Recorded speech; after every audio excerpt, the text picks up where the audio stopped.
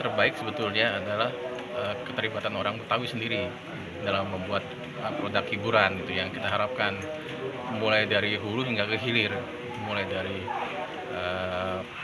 ide cerita, penulis skenario, sampai kepada produsernya gitu. Nggak diharapkan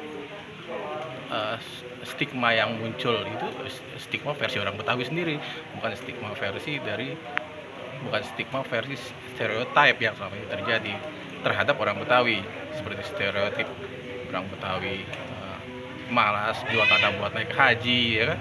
Terus dan banyak lagi stereotip yang selama ini bermunculan di film-film atau di produk hiburan, tapi tidak menggambarkan sosok orang Betawi sebetulnya.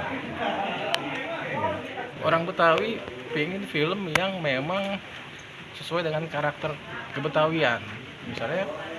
Misalnya orang Betawi itu kan agamis, tapi juga humoris. Dia tegas, tapi bisa mencandai ketegasan itu gitu loh. Jadi ketika orang Betawi demo, maka dia mungkin akan demo dalam canda, bukan demo aksi yang kekerasan gitu loh. Jadi Betawi adalah perpaduan antara kecerdasan emosional dan kecerdasan spiritual.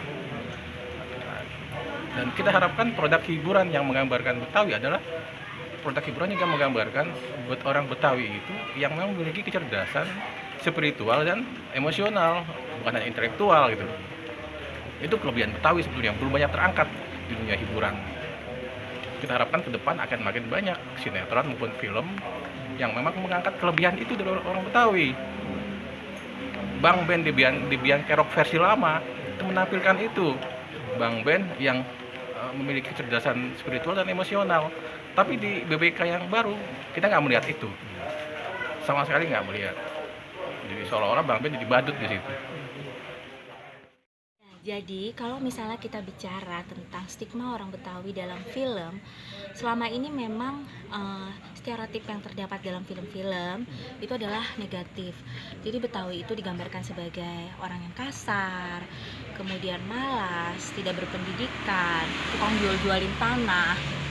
Pokoknya kebanyakan yang sampai itu seperti itu.